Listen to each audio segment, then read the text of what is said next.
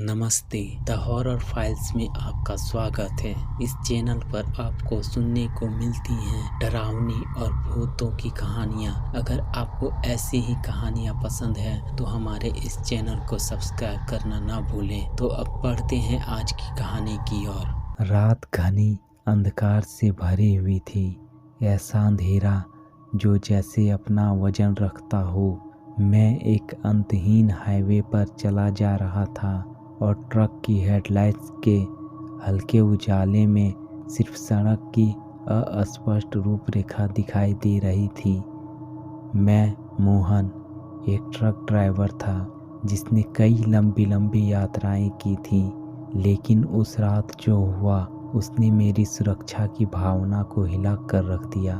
अरे मोहन, रेडियो थोड़ा तेज कर दो, मेरे छोटे साथी रामू ने पैसेंजर सीट से आवाज़ दी। वह अभी अभी कॉलेज से निकला था और अपनी गर्मियों की छुट्टियां मेरे साथ काम करते हुए बिताने का फैसला किया था। उसका साथ मुझे हमेशा से पसंद था। वह सड़क के लंबे सफ़र में एक अलग ही ऊर्जा ले आता था। मैंने रेडियो का नॉब घुमाया और पुरानी रेडियो स्टेशन की आवाज़ के साथ गूंजता हुआ संगीत हमारी यात्रा में भर गया। ट्रक के इंजन की गुनगुनाहट के साथ यह आवाज़ सामान्य और सुकून भरी लग रही थी, लेकिन अक्सर शांति ही तूफान से पहले का संकेत होता है। रात के 12 बजे के बाद का समय था जब हम एक बेहद सुनसान हाईवे के हिस्से में पहुंचे। वह सड़क उन अकेली जगहों में से थी जहां किनारे पर खड़े पेड़ जैसे गार्ड की तरह नजर आते थे। रामू सीट पर थोड़ा पीछे झुक गया, शायद किसी सोच में डूबा या फिर नींद के करीब था। मैं बार बार रियर व्यू मिरर में झांक रहा था, लेकिन वहां सिर्फ गहरा अंधेरा था जो हमारे ट्रक को निकलने के लिए तैयार था। मेरे हाथ स्टीयरिंग व्हील को मजबूती से पकड़े हुए थे और मेरी नज़रें किसी भी हलचल के लिए सड़क के आसपास घूम रही थी। ऐसा लग रहा था जैसे यह अंधेरा जीवित हो और हमारे चारों ओर धड़क रहा हो। तुमने कुछ सुना? रामू की आवाज़ ने रेडियो की मध्यम धुन को तोड़ दिया। मैंने वॉल्यूम कम किया और कहा, क्या सुना? मुझे लगा मैंने ट्रक के पीछे से कोई आवाज़ सुनी। रामू ने कहा, तुम्हें डर लगने लगा क्या? मैंने हंसते हुए कहा।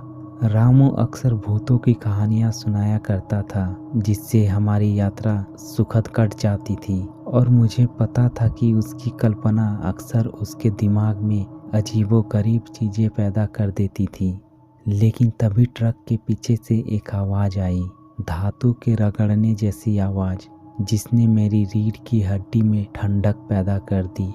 मेरा दिल तेजी से धड़कने लगा और अचानक केबिन का तापमान कुछ डिग्री कम हो गया। भगवान, ये क्या था? रामू ने कहा। मुझे नहीं पता, मैंने जवाब दिया। उसे और खुद को डराने का कोई इरादा नहीं था, लेकिन फिर वही आवाज़ दोबारा आई, इस बार और साफ था। मैंने खुद को सड़क पर ध्यान केंद्रित करने के लिए मजबूर किया, लेकिन जिज्ञासा मेरे दिमाग को कुरेदने लगी। क्यों ना हम इसे चेक कर लें? रामू ने सुझाव दिया। उसकी घबराई हुई हंसी से उसकी बेचैनी साफ झलक रही थी।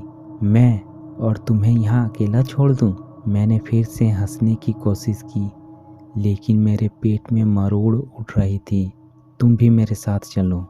रामू ने अनिच्छा से सिर हिलाया और मैंने ट्रक को हाईवे के किनारे रोक दिया। किनारे के पेड़ हमें अपने साये में घेर रहे थे। आवाज़ अब बंद हो गई थी और उसकी जगह एक भारी भरकम खामोशी ने ले ली थी। हम दोनों ट्रक के बाहर निकले। ठंडी रात की हवा हमारे ऊपर लहराते हुए मानो हमें और सिहरा रही थी। मैंने एक टॉर्च हाथ में ली और धीरे धीरे ट्रक के पीछे की ओर बढ़ने लगा। मेरा दिल हर कदम के साथ तेजी से धड़क रहा था। रामू मेरे करीब था। उसकी मौजूदगी मेरे लिए थोड़ा दिलासा भी थी और थोड़ी और चिंता भी। देखो, रामू ने फुसफुसाते हुए कहा और ट्रक के लॉक मैगजीन की ओर इशारा किया। वह थोड़ा सा खुला हुआ था, हल्की हवा में झूल रहा था। तुमने इसे लॉक करना भूल गए थे क्या? मुझे नहीं लगता, मैंने कहा, और मेरे गर्दन के पीछे के बाल खड़े हो गए। मुझे याद था कि मैंने इसे अच्छे से लॉक किया था। मैंने सावधानी से दरवाज़ा खोला और टॉर्च की रोशनी अंदर डाली। टॉर्च की हल्की रोशनी ने सामान के क्रेटर्स को उजागर किया, लेकिन कुछ भी अपनी जगह से हिला हुआ दिखाई नहीं दे रहा था। तभी मैंने कोने में कुछ चमकता हुआ देखा, एक टूटा हुआ शीशे का टुकड़ा, तेज और नुकीला। रामू, मैंने पुकारा, यहाँ आओ मेरे पास। वह मेरे पास आ गया और अंधेरे में झांकने लगा। क्या है? यहाँ टूटा हुआ शीशा है। मैंने उसे सावधानी से उठाया और मेरे अंदर का डर का एहसास बढ़ने लगा। मैं तुम्हें बता रहा हूँ कि मैंने इस दरवाजे को बंद किया था। हम वहीं खड़े थे और हवा और भारी हो गई। ऐसा लग रहा था जैसे कोई हमें घूर रहा हो, और यह एहसास हमारे ऊपर एक घुटन भरी चादर की तरह लिपट गया। हमने एक दूसरे को घबराई हुई नज़रों से देखा। हम दोनों ही वहाँ और देर तक रुकना नहीं चाहते थे। चलो वापस ट्रक में चलते हैं, रामू ने सुझाव दिया और जल्दी जल्दी ट्रक की तरफ बढ़ने लगा। टॉर्च की रोशनी को हम जैसे अपनी ढाल की तरह पीछे रखे हुए थे, मानो किसी अनदेखी बला को रोकने की कोशिश कर रहे हो। जैसे ही हम ट्रक में चढ़े और मैंने इंजन स्टार्ट किया, फिर वही आवाज़ सुनाई दी, एक धीमी खराह। मैंने तुरंत इंजन बंद कर दिया, ध्यान लगाकर आवाज़ की दिशा जानने की कोशिश की। ऐसा लग रहा था जैसे पूरी दुनिया ने अपनी सांस रोक ली हो। तुमने सुना? रामू की आंखें डर से भरी हुई थी। हाँ, लेकिन पता नहीं ये क्या है।